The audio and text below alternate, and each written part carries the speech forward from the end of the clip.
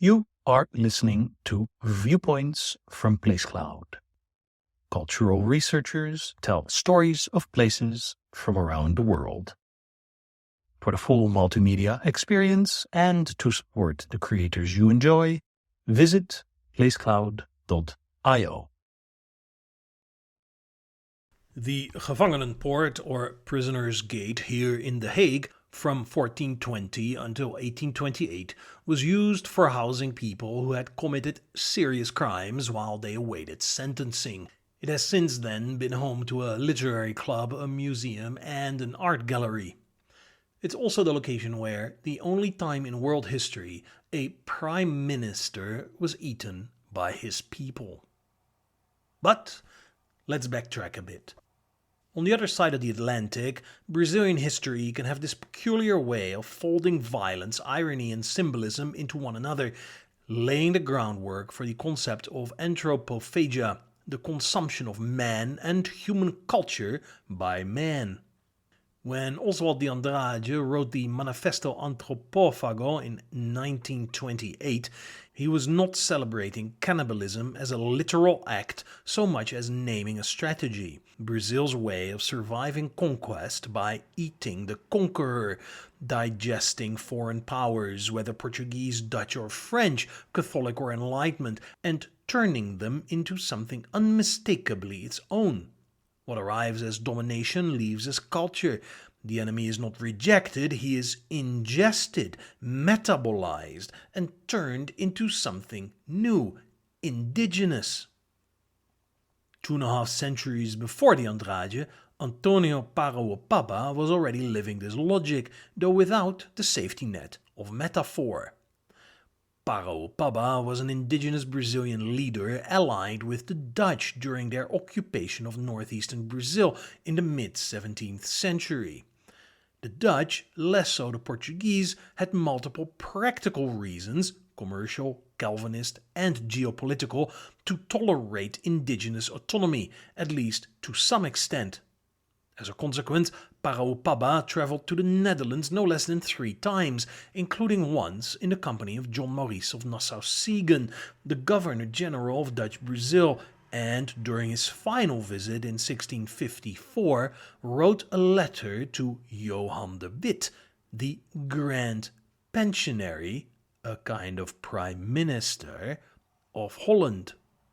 In it, he warned that once the Portuguese regained control of Brazil, his people would be enslaved, dispossessed, or killed. He asked for protection and appealed to Dutch reason, law, and obligation. Paraopaba died shortly after, possibly in 1656, far from his homeland, having made his case clearly but unsuccessfully. The Dutch had withdrawn from Brazil, handsomely compensated by the Portuguese, and the Portuguese had returned. His fears proved justified. Indigenous societies were not treated well, at times crushed, absorbed, and erased. Brazil was reshaped by colonial extraction, Catholic hierarchy, and plantation capitalism. Paraopaba was not eaten by his enemies, but his world was, even if Paraopaba also had managed to eat the world of the invaders somewhat. After returning from his second visit to Holland, Paraopaba assumed the position of captain of roughly what is now the state of Rio Grande do Norte, while his people, the Potiguara, still play a relevant role in the Brazilian northeast. And, in a historical twist, the Dutchman Paraopaba had appealed to suffered the fate of an act that looks uncannily like a Brazilian metaphor turned literal. Not even 20 years later, in 1672, the Dutch Republic entered the Rampjaar, or the disaster year. France invaded, the political order collapsed, and Johan de Witt was blamed for the chaos. A mob seized him and his brother Cornelis in The Hague, here at the Prisoner's Gate, and they were lynched, mutilated, and, according to multiple contemporary accounts, parts of their bodies, most famously their roasted livers, were eaten by members of the crowd. The episode is often treated as an embarrassment in Dutch history, a moment of barbarism interrupting a self-image of mercantile rationality and republican order. But, seen from a Brazilian angle, we can extract a different reading. Power collapsed, the people usurped the ruling class, and the state was literally consumed by those it claimed to represent. Paraoppaba's request had failed, his people were not protected. Instead, the violence of empire had looped back. The colonizer who had trafficked in bodies, land, and labor across the Atlantic found his own highest official reduced to mere flesh in the public square. Of course, this does not redeem Dutch colonialism, nor does it avenge Paraopaba, if only it was this simple. But it does give us a satisfying, if dark, symmetry.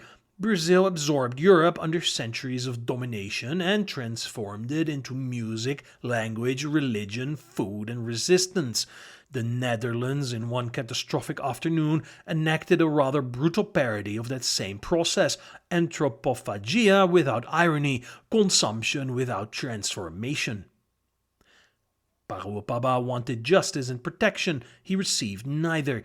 What endured for too long was the pattern he was forced to deal with. Empire devours, is devoured, and leaves behind cultures that remember, each in their own way.